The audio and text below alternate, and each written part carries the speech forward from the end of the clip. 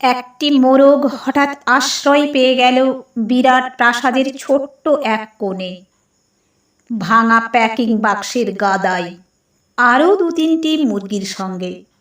আশ্রয় যদিও মিলল, উপযুক্ত আহার মিলল না। সুতীক্ষ্ণ চিৎকারে প্রতিবাদ জানিয়ে গলা ফাটালো সেই মোরগ ভোর থেকে সন্ধে পর্যন্ত। তবুও সহানুভূতি জানালো না সেই বিরাট শক্ত ইমারত। তারপর শুরু হলো তার আস্তাকুড়ে আনাগোনা। আশ্চর্য, সেখানে প্রতিদিন মিলতে লাগলো ফেলে দেওয়া ভাত রুটির চমৎকার প্রচুর খাবার।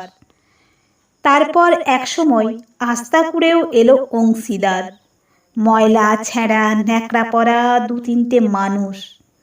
কাজেই দুর্বলতর মোরগের খাবার গেল বন্ধ হয়ে। খাবার, খাবার, খানিকটা খাবার। অসহায় মোরগ খাবারের সন্ধানে বারবার চেষ্টা করলো প্রাসাদে ঢুকতে। প্রত্যেকবারই তাড়া খেল প্রচণ্ড। ছোট্ট মোরগ ঘাড় উঁচু করে স্বপ্ন দেখে প্রাসাদের ভেতর রাশি রাশি খাবার। তারপর সত্যিই সে একদিন প্রাসাদে ঢুকতে পেল। একেবারে সোজা চলে এলো ধবধবে সাদা দামি কাপড়ে ঢাকা খাবার টেবিলে। অবশ্য খাবার খেতে নয়, খাবার হিসেবে।